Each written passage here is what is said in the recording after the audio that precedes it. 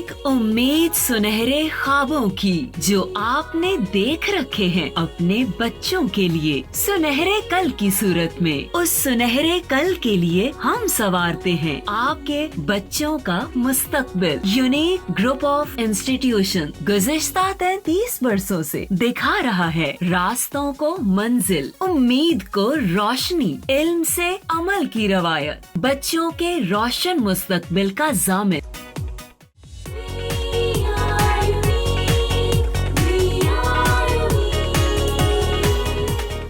बिस्मिल्लाहिर्रहमानिर्रहीम। My name is Sobia अमीन। बेटा 9th class के ऑनलाइन लेक्चर सीरीज़ के नेक्स्ट लेक्चर के साथ आज हमारा लेक्चर नंबर है 28। हमने अपने लास्ट लेक्चर में पढ़ा है बेटा Newton's first law of motion, क्योंकि हम चैप्टर नंबर 3 पढ़ रहे हैं और चैप्टर नंबर 3 में हम पढ़ रहे हैं बेटा motion of objects with discussing the cause of motion. It means कि हम यहाँ पे ऑब्जेक्ट्स को स्टडी करेंगे in the state of motion with reference to its mass and force, यानी फोर्स का कॉन्सेप्ट भी होगा इसमें, ऑब्जेक्ट के मास को भी कंसीडर किया जाएगा और उसके साथ साथ हम ऑब्जेक्ट की मोशन को भी डिस्कस कर रहे हैं, जिसमें हमने फेमस जो है न्यूटन्स लॉज ऑफ मोशन वाला टॉपिक स्टार्ट किया हुआ है। उसमें हमने पिछले लेक्चर में फर्स्ट लॉ ऑफ मोशन पढ़ लिया हुआ है। मैं उसको जस्ट रिवाइज करके नेक्स्ट लॉ पे जाती हूँ। बेटा हमने पढ़ा उससे पहले फोर्स और उसके बाद इनर्शिया, फिर मोमेंटम पढ़ा और उसके बाद फिर हमने पढ़ा है first law of motion. And first law of motion deals with the force and inertia. तो फर्स्ट लॉ ऑफ मोशन को लॉ ऑफ इनर्शिया भी कहा जाता है और लॉ की स्टेटमेंट क्या है? Everybody continue its state of rest और of uniform motion in a straight line provided no net force act on it. ये फर्स्ट लॉ ऑफ मोशन की स्टेटमेंट है और कंप्लीट बेटा मैं आपको डिस्क्राइब कर चुकी हूँ डिटेल के साथ। अब जस्ट हमने सेकेंड लॉ ऑफ मोशन पे आना है और second law of motion deal करता है बेटा फोर्स को, एक्सेलेरेशन को एंड बॉडी के मास को, यानी 3 वेरिएबल्स इसमें इन्वॉल्व हैं, फोर्स, एक्सेलेरेशन एंड मास। अब Newton second law of motion क्या है, इसको समझने से पहले बेटा देखिए कि हम एक सिंपल सी एग्जांपल लेते हैं।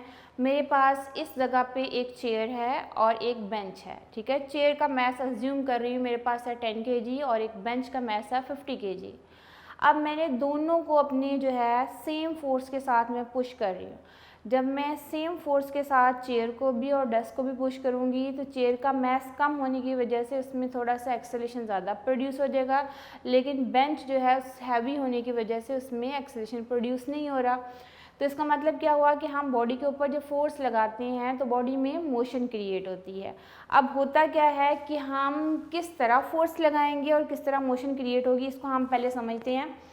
बेटा देखिए हमारे पास है एक ऑब्जेक्ट, अज्यूम कर लेते हैं कि हमारे पास एक ऑब्जेक्ट जो है वो क्या है, एक गाड़ी है, कार है या बस है। इस ऑब्जेक्ट का मास क्या है, अज्यूम कर लेते हैं m। कुछ भी हो सकता है, 1 kg, 2 kg, 5 kg, 10 kg, कुछ भी हो सकता है। लेट अस अज्यूम दैट कि इस ऑब्जेक्ट का मास क्या है, m।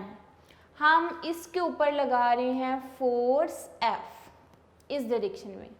हम इस ऑब्जेक्ट के ऊपर फोर्स लगा रहे हैं और फोर्स लगाने से होगा क्या कि इस बॉडी में प्रोड्यूस हो जाएगी एक्सेलरेशन, यानी ये बॉडी मूव करेगा किसके साथ, एक्सेलरेशन के साथ। और एक्सेलरेशन किस डायरेक्शन में प्रोड्यूस होगा, जिस डायरेक्शन में हम फोर्स लगाएंगे उसी डायरेक्शन में बेटा एक्सेलरेशन प्रोड्यूस होता है।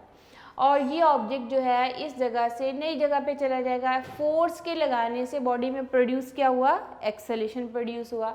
मैं फोर्स ज़्यादा लगाऊंगी तो एक्सेलरेशन भी क्या हो जाएगा, ज़्यादा हो जाएगा। फोर्स को और ज़्यादा कर दूंगी तो एक्सेलरेशन की वैल्यू क्या हो जाएगी, और ज़्यादा हो जाएगी। अब न्यूटन ने क्या कहा कि किसी भी ऑब्जेक्ट के ऊपर अगर हम अनबैलेंस फोर्स लगाते हैं तो उस ऑब्जेक्ट में प्रोड्यूस हो जाता है एक्सेलरेशन, और जो एक्सेलरेशन प्रोड्यूस होता है it always produce in the direction of net force, यानी जिस डायरेक्शन में फोर्स अप्लाई की जा रही है उसी डायरेक्शन में प्रोड्यूस होगा एक्सेलरेशन। तो जो फोर्स की वैल्यू बढ़ाएंगे, फोर्स की मैग्नीट्यूड बढ़ाते रहेंगे, तो एक्सेलरेशन की मैग्नीट्यूड भी क्या होती जाएगी, बढ़ती जाएगी। और आप लोगों को पता है कि आपने मैथमेटिक्स में बेटा पढ़े हैं प्रोपोर्शनैलिटी साइंस, जिसमें हमने कहा कि अगर एक वेरिएबल की वैल्यू बढ़ती है और उसके साथ साथ दूसरे वेरिएबल की वैल्यू भी बढ़ रही हो तो ये कहलाता है डायरेक्ट प्रोपोर्शनैलिटी। लेकिन अगर एक वेरिएबल की वैल्यू बढ़ रही हो और उसके साथ दूसरे वेरिएबल की वैल्यू कम हो रही हो तो इस केस में हम बोलते हैं इन दोनों वेरिएबल्स के बीच में है इनवर्स प्रोपोर्शनैलिटी। तो यहाँ वो कहता है कि अगर हम किसी भी ऑब्जेक्ट के ऊपर एक अनबैलेंस फोर्स लगाते हैं, अनबैलेंस फोर्स लगाने से बॉडी में प्रोड्यूस होता है एक्सेलेरेशन, और जो एक्सेलेरेशन है it always produce in the direction of net force, यानी direction of force and direction of acceleration will always in same direction. और उसके बाद वो कहता है कि अगर ऑब्जेक्ट का मैस बढ़ा दिया जाए, सेम एक्सेलेरेशन प्रोड्यूस करना है और इन दैट केस हमने अगर अप्लाई फोर्स इस केस में सेम रखी है लेकिन मैंने मैस बढ़ा दी। अब मैंने क्या किया है कि इसी कार के ऊपर मैंने लोड जो है वो रख दिया। अब ये सेम जो है कार हमारे पास है लेकिन हमने इसके ऊपर कुछ लोड जो है वो रख दिया हुआ है। लोड रखने से इस ऑब्जेक्ट का टोटल मैस क्या हो जाएगा, ज़्यादा हो जाएगा। मैस क्या हो गया, ज़्यादा हो गया। और मैस के ज़्यादा होने से अगर मैं फोर्स की मैग्नीट्यूड इस केस में भी और इस केस में भी सेम लगा रही हूँ तो इस बॉडी में एक्सेलरेशन कम प्रोड्यूस होगा। यानी अब बॉडी का मैस ज़्यादा हो गया है, मैस के ज़्यादा होने से इसमें एक्सेलरेशन की वैल्यू क्या होगी, कम होगी। मैंने ज़्यादा एक्सेलरेशन प्रोड्यूस करना है तो फिर मुझे फोर्स की वैल्यू क्या करनी पड़ेगी, ज़्यादा करनी पड़ेगी। तो इसका मतलब क्या हुआ कि अगर बॉडी का मैस m है और हमने उसके ऊपर फोर्स क्या लगाई है F, तो F फोर्स अप्लाई करने से बॉडी में क्या चीज़ प्रोड्यूस हुआ, एक्सेलरेशन। फोर्स एंड एक्सेलरेशन एक दूसरे के क्या है, डायरेक्टली प्रोपोर्शनल, लेकिन एक्सेलरेशन एंड मैस एक दूसरे के क्या है, इनवर्सली प्रोपोर्शनल है। यानी कि अगर बॉडी का मैस ज़्यादा हो जाएगा तो एक्सेलरेशन क्या होगा, कम प्रोड्यूस होगा। अगर बॉडी का मैस कम होगा तो एक्सेलरेशन क्या होगा, ज़्यादा प्रोड्यूस होगा। यानी एक वेरिएबल कम हो रहा है और एक वेरिएबल क्या हो रहा है, ज़्यादा हो रहा है, तो इनके बीच में इनवर्स प्रोपोर्शनैलिटी होती है। और अगर एक वेरिएबल बढ़ रहा है उसके साथ दूसरा वेरिएबल भी बढ़ रहा हो तो इनके बीच में होती है डायरेक्ट प्रोपोर्शनैलिटी। तो यही दो चीज़ें जो है बेटा वो डील कर रही हैं Newton second law of motion को। न्यूटन ने क्या कहा कि किसी भी ऑब्जेक्ट के ऊपर अगर हम अनबैलेंस फोर्स अप्लाई करते हैं तो बॉडी में प्रोड्यूस होता है एक्सेलरेशन। एक्सेलरेशन की डायरेक्शन एंड फोर्स की डायरेक्शन क्या होती है, इक्वल होती है, सेम डायरेक्शन में होगा, क्योंकि acceleration will produce in the direction of the net force. अब एक्सेलरेशन जो है फोर्स के डायरेक्टली प्रोपोर्शनल है, जितनी फोर्स ज़्यादा होगी एक्सेलरेशन की वैल्यू भी क्या होगी, ज़्यादा होगी। लेकिन एक्सेलरेशन एंड मैस एक दूसरे के क्या है, इनवर्सली प्रोपोर्शनल। मैं मैस की वैल्यू बढ़ा दूंगी तो एक्सेलरेशन की वैल्यू क्या हो जाएगी, कम हो जाएगी। इन दोनों के बीच में कौन सी प्रोपोर्शनैलिटी है, इनवर्स प्रोपोर्शनैलिटी। इसमें और आप वेट बढ़ा दें एक्सेलरेशन की वैल्यू और क्या हो जाएगी, कम हो जाएगी।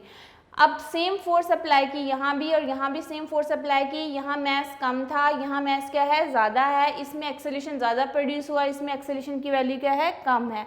तो इन दैट केस तीन वेरिएबल हैं बेटा कि फोर्स के अप्लाई करने से बॉडी में प्रोड्यूस हुआ एक्सेलरेशन, एक्सेलरेशन और फोर्स एक दूसरे के क्या है, डायरेक्टली प्रोपोर्शनल, लेकिन एक्सेलरेशन एंड मैस एक दूसरे के क्या है, इनवर्सली प्रोपोर्शनल। इसी चीज़ को न्यूटन ने जो है वर्डिंग में डिस्क्राइब किया और फिर उसको मैथमेटिकली उसने जो है हमें कुछ स्टेप्स बताया और finally second law of motion की एक इक्वेशन ड्राइव की। अब हम उसी को लेके चलते हैं बेटा। Newton second law of motion के मुताबिक इसकी स्टेटमेंट में लिख रही हूँ, आप साथ साथ लर्न कर लीजिए। According to Newton second law of motion,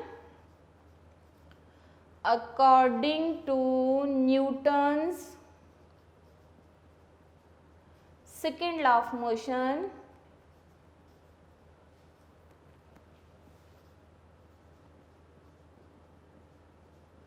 when a net force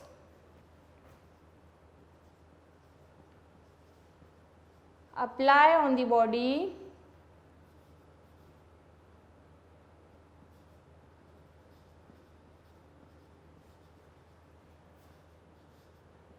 it produces acceleration, it produces acceleration in the body in the direction of the net force, in the direction of the net force acting on the body,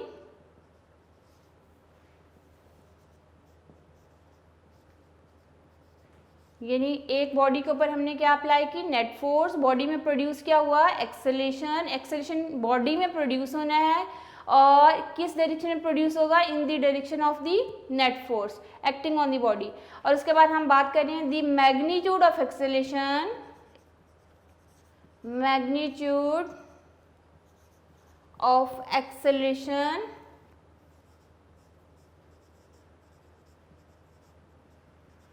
is directly proportional to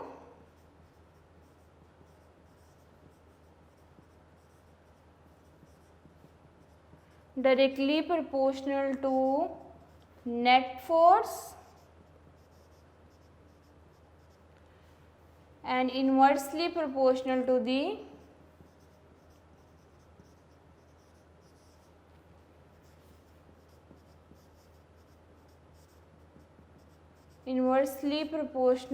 the mass of the body, mass of the body। Okay, अब देखिए बेटा क्या कह रहा है Newton, Newton कह रहा है कि किसी भी बॉडी के ऊपर नेट फोर्स अप्लाई होती है तो वो प्रोड्यूस करता है एक्सेलेरेशन बॉडी के अंदर, किस डायरेक्शन में एक्सेलेरेशन प्रोड्यूस होगा, in the direction of the net force, और इसकी मैग्नीट्यूड जो एक्सेलेरेशन की है it is always directly proportional to the net force but inversely proportional to the mass of the body. Inversely किसके है, मास के, और डायरेक्टली प्रोपोर्शनल किसके है बेटा, फोर्स के।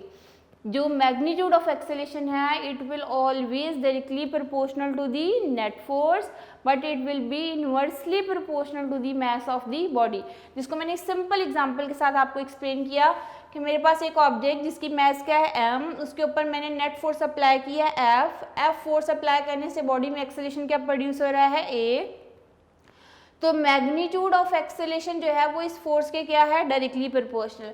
फोर्स एंड एक्सेलेरेशन की डायरेक्शन एक दूसरे के इक्वल होगी, जिस डायरेक्शन में फोर्स अप्लाई की जाती है उसी डायरेक्शन में क्या होता है, एक्सेलेरेशन प्रोड्यूस होता है।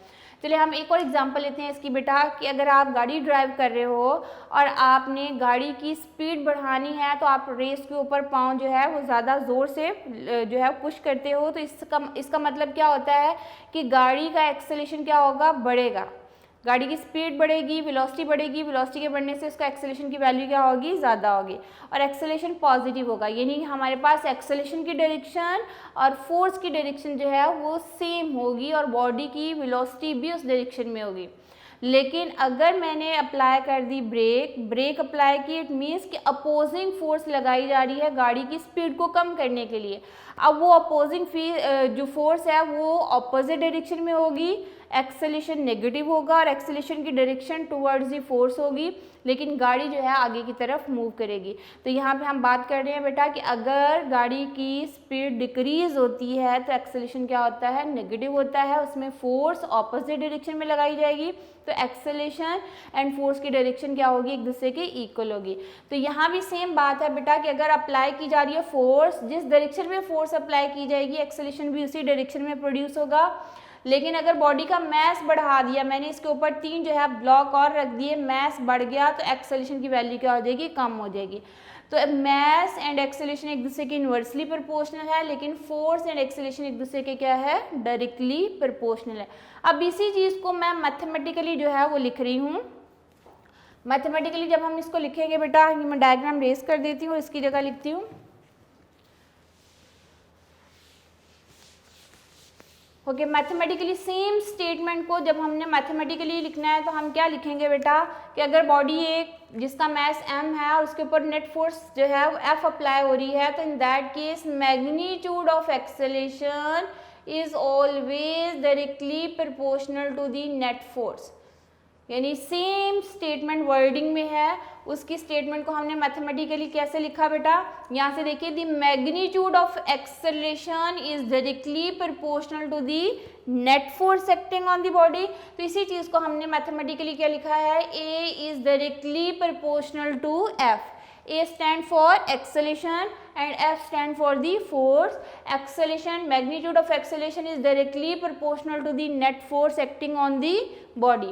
और अगले पार्ट में वो क्या कह रहा है, and the magnitude of acceleration is inversely proportional to the mass of the body। तो अब इनवर्सली प्रोपोर्शनल के लिए हम लिखेंगे A is inversely proportional to the mass of the body। इसको मैंने सेकेंड इक्वेशन का नाम दे दिया। ये इक्वेशन क्या शो करती है बेटा कि फोर्स के बढ़ाने से एक्सेलरेशन की वैल्यू क्या हो जाएगी, बढ़ जाएगी। फोर्स कम करूंगी तो एक्सेलरेशन की वैल्यू भी क्या हो जाएगी, कम हो जाएगी। लेकिन यहाँ देखिए बेटा ये इक्वेशन क्या शो करती है कि बॉडी का मास ज़्यादा तो एक्सेलरेशन की वैल्यू क्या हो जाएगी, कम हो जाएगी। ये एक दूसरे के इनवर्सली प्रोपोर्शनल है, और मास की वैल्यू कम होगी तो एक्सेलरेशन की वैल्यू क्या हो जाएगी, ज़्यादा हो जाएगी। यानी इन दोनों के बीच में, एक्सेलरेशन एंड मास के बीच में इनवर्सली प्रोपोर्शनलिटी है, एंड एक्सेलरेशन एंड फोर्स के बीच में डायरेक्टली प्रोपोर्शनलिटी साइन है।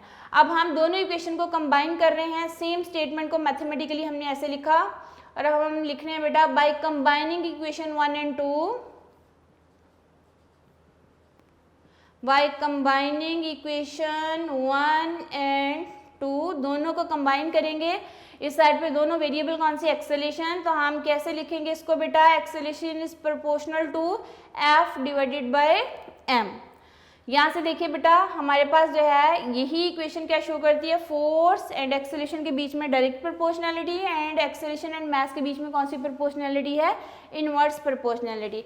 और ये प्रोपोर्शनलिटी साइन जब भी ख़त्म किया जाता है बेटा तो इक्वेशन में हमने जो है वो एक इक्वल का साइन और एक कांस्टेंट जो है वो पुट करना होता है। प्रोपोर्शनलिटी साइन को ओमिट जब भी किया जाता है, मैथमेटिक्स में भी, फिजिक्स में भी, जब भी इस इक्वेशन को हम इक्वल के इक्वल पुट करेंगे तो हम इसको बेटा कांस्टेंट अप्लाई करना लाजमी होता है। आप पहले इसको क्रॉस मल्टीप्लिकेशन भी कर सकते हो, क्रॉस मल्टीप्लिकेशन करोगे तो आपके पास f is proportional to M A, यानी ये इधर जाके क्या हो गया, मल्टीप्लाई हो गया।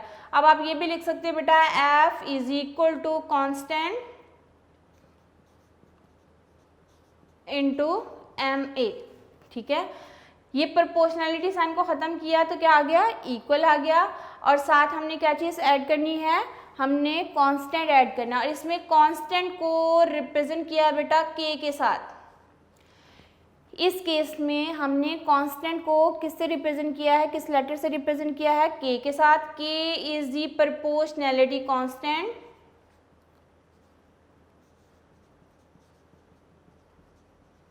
Proportionality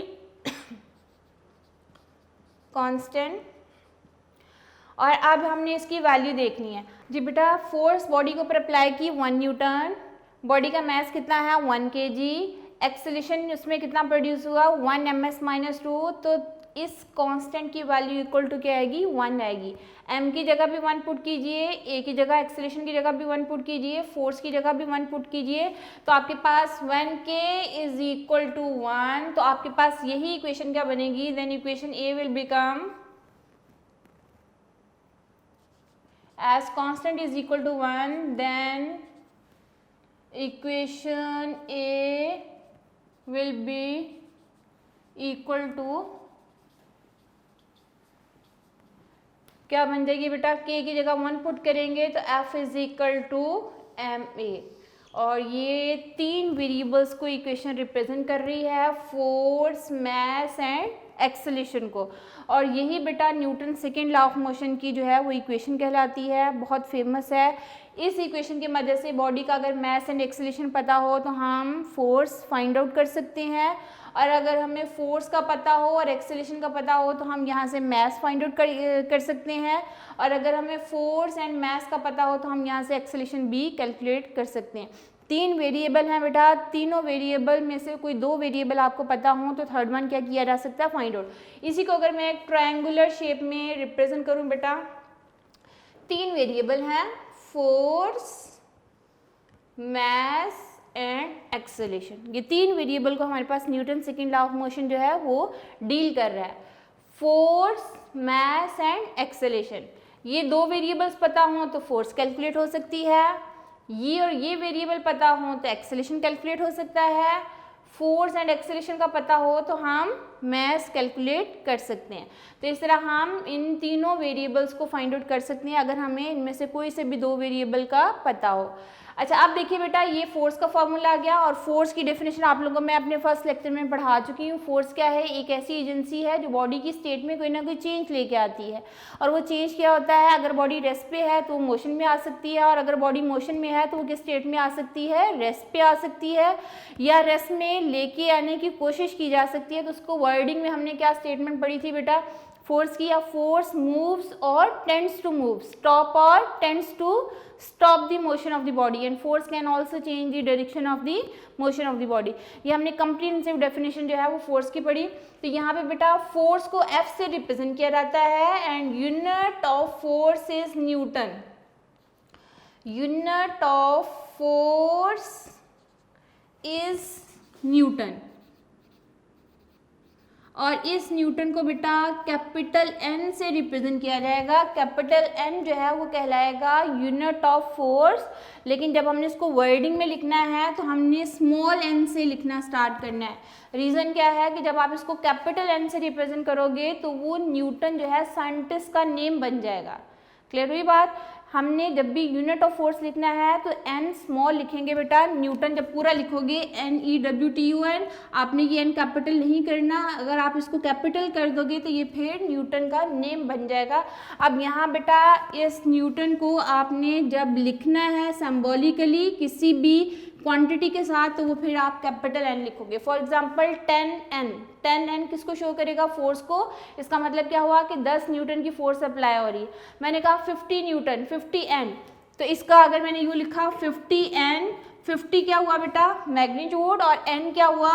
unit of force Newton. ये कौन सी क्वांटिटी को रिप्रेजेंट करेगा? फोर्स को रिप्रेजेंट करेगा। मैंने लिखा 100 न्यूटन, 100 क्या हुई? मैग्नीट्यूड, और N क्या हुआ? Unit of force, that is E Newton. तो हम इसको यूनिट को देख के हम उस फिजिकल क्वांटिटी को जो है वो पहचान लेते हैं कि कौन सी फिजिकल क्वांटिटी को रिप्रेजेंट कर रहा है। अच्छा बेटा, अब हम यूनिट ऑफ फोर्स न्यूटन को डिफाइन करते हैं। फॉर्मूला हमारे पास क्या था? F is equal to ma। तो यहीं से बेटा फोर्स क्या है? 1 न्यूटन। 1 न्यूटन फोर्स कब अप्लाई होगी बेटा? अगर बॉडी का मास कितना हो? 1 kg, और उसमें एक्सेलरेशन कितना प्रोड्यूस हो? 1 ms - 2। तो इसी से बेटा यूनिट ऑफ फोर्स की डेफिनेशन हम कहते हैं कि unit of force is 1 newton. 1 newton force produces acceleration of 1 metre per second square in a body of mass 1 kg। यानी 1 kg बॉडी में 1 मीटर पर सेकेंड स्क्वायर का एक्सेलरेशन प्रोड्यूस किया जाता है। तो इसका मतलब है कि बॉडी के ऊपर कितनी फोर्स अप्लाई हो रही है? 1 न्यूटन फोर्स अप्लाई हो रही है। तो इसकी डेफिनेशन हम लिखते हैं बेटा, unit of force is the Newton. 1 newton force produces 1 newton force produces acceleration of 1 ms - 2, this is the unit of the acceleration in a body of mass 1 kg। यानी 1 न्यूटन फोर्स जो है, या 1 newton force body में acceleration produce करती है 1 metre per second square, जब body का मास कितना होता है? 1 kg। तो ये हमने वर्डिंग में बेटा लिखा कि वर्डिंग में 1 न्यूटन की डेफिनेशन क्या है? 1 newton force produces an acceleration of 1 metre per second square in a body of mass 1 kg। और मैथमेटिकली हमने 1 न्यूटन को लिखा 1 kilogram metre per second square. ये था बेटा Newton second law of motion की स्टेटमेंट, मैथमेटिकल रिलेशन, और उसके साथ हमने यूनिट ऑफ फोर्स को डिफाइन किया।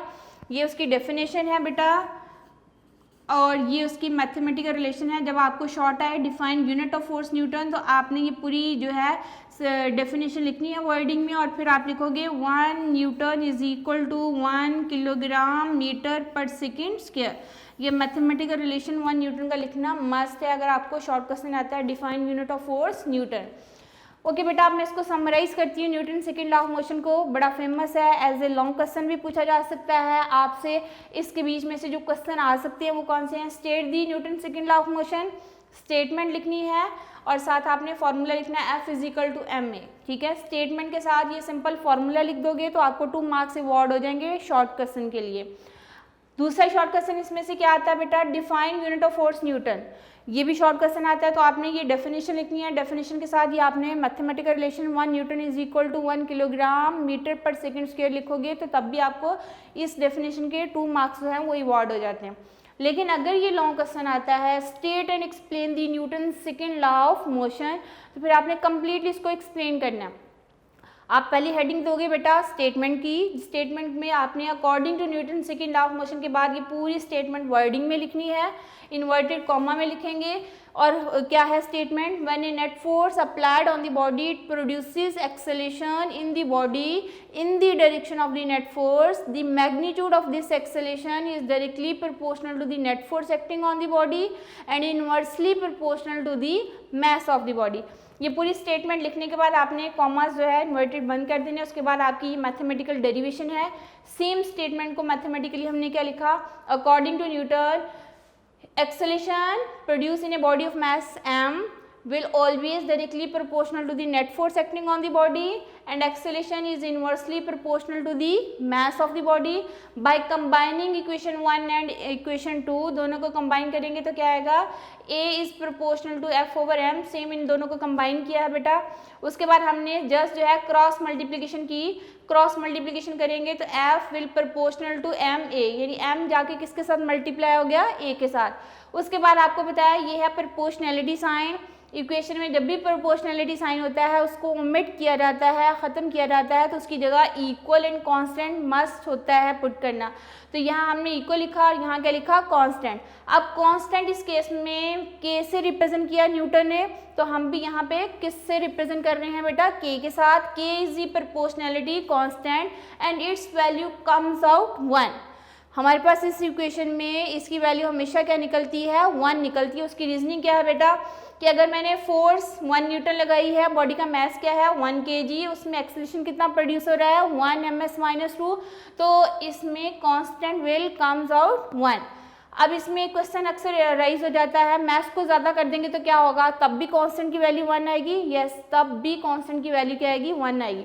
उसकी रीजनिंग क्या है बेटा?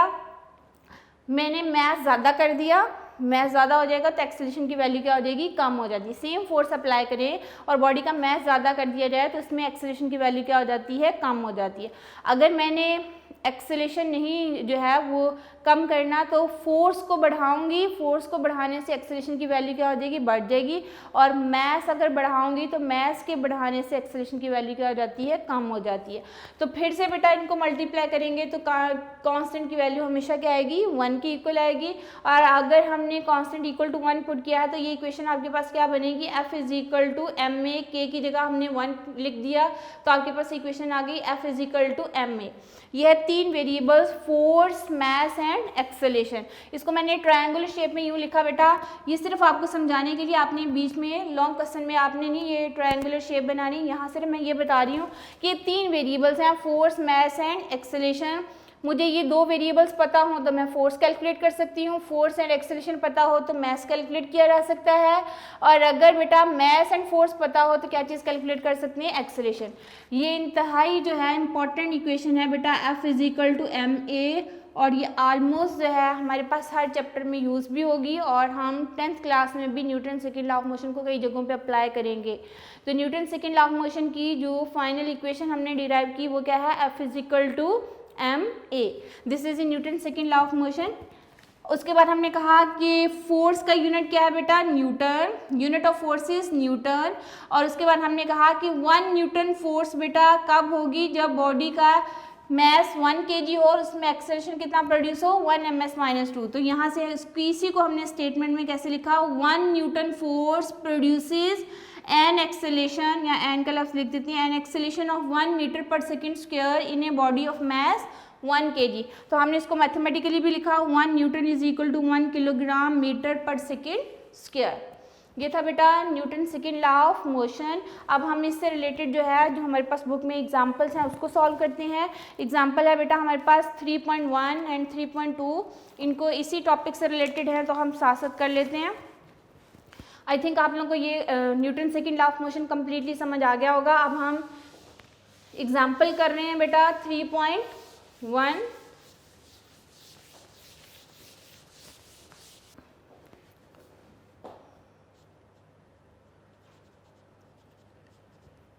Example 3.1, page number book page number 61।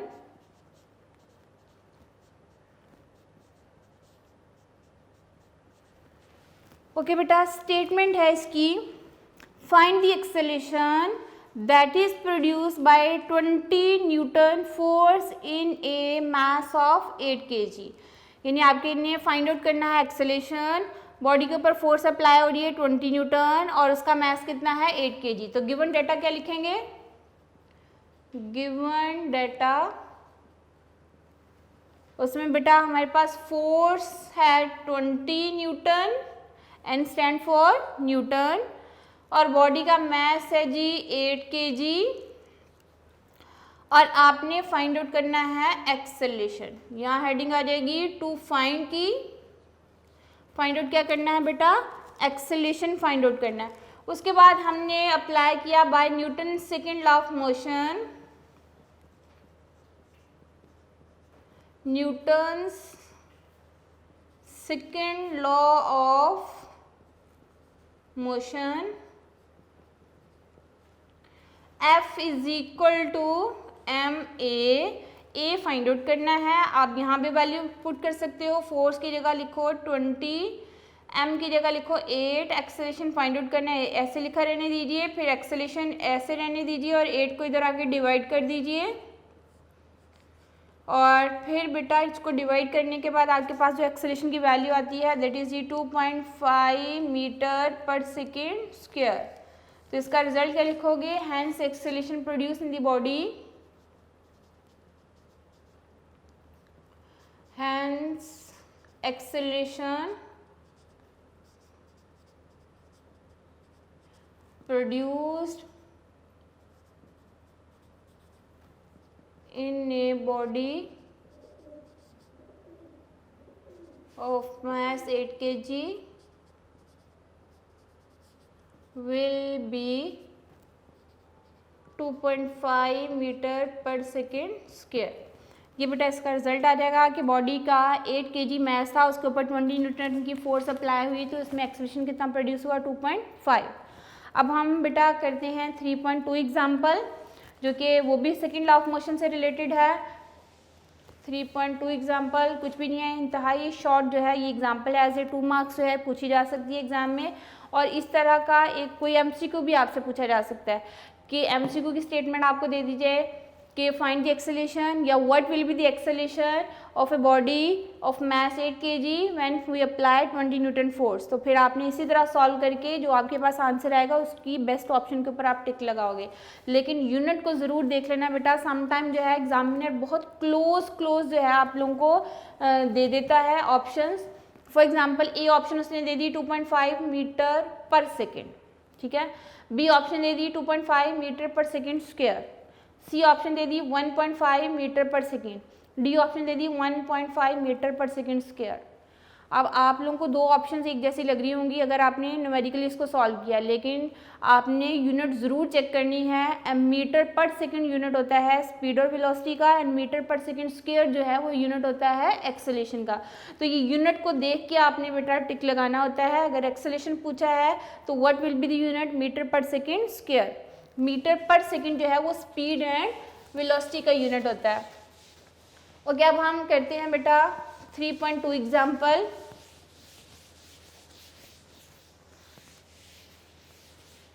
Okay, 3.2 example जो है उसकी स्टेटमेंट में वो कह रहा है a force acting on the body of mass 5 kg produces an acceleration of 10 meter per second square. What will be the acceleration if the same force will produce in a body of mass 8 kg?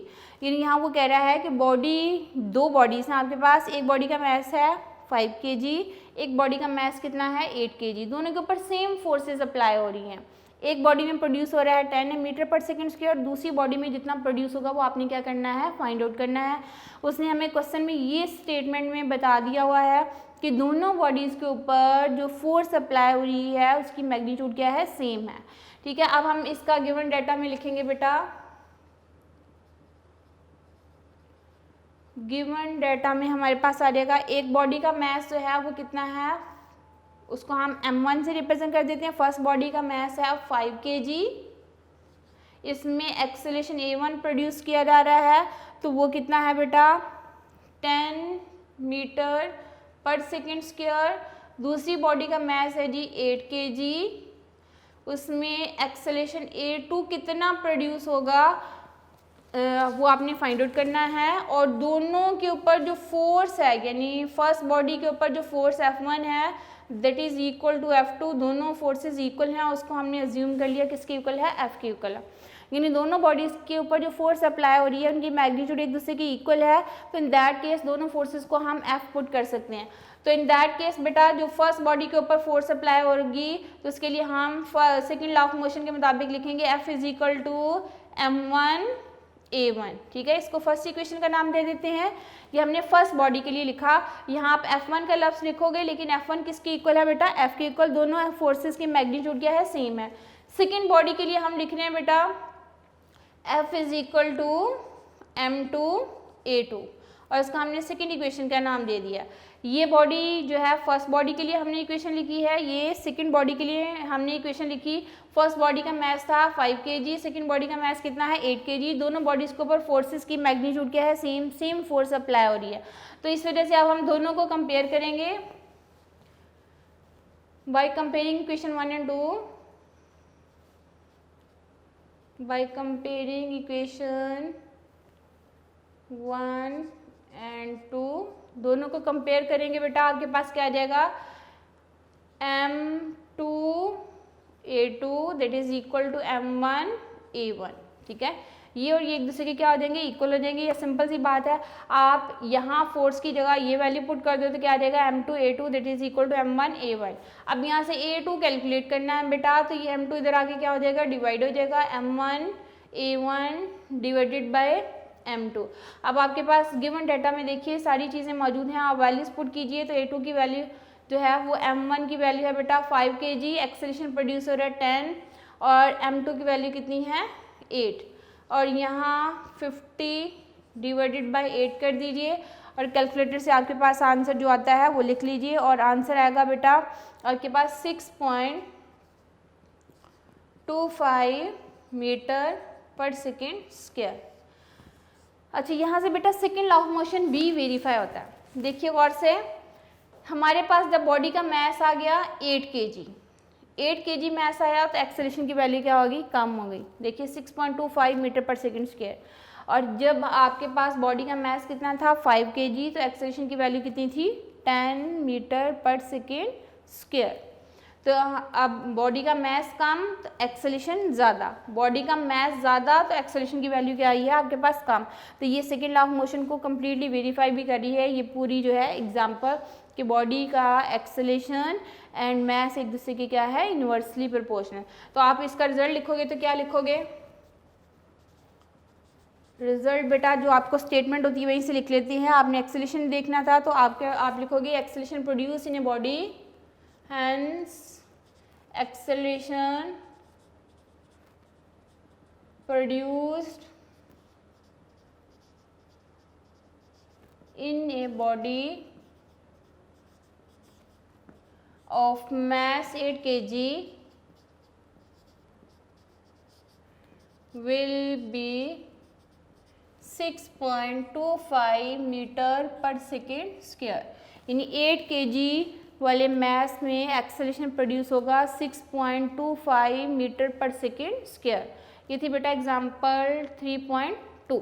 जी बेटा, आज हमने क्या पढ़ा है, Newton second law of motion. Newton second law of motion के बाद हमने example की है 3.1 एंड 3.2 जो कि इसी लॉ से रिलेटेड थी।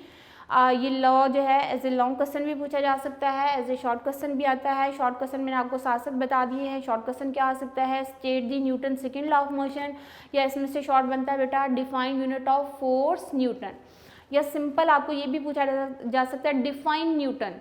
ठीक है, जब आपको ये कहा जाए डिफाइन न्यूटन तो फॉरन माइंड में आपको जो है वो क्लिक करना चाहिए कि न्यूटन क्या है, ये है यूनिट ऑफ फोर्स। या समटाइम क्वेश्चन दे दिया जाता है define force and its unit.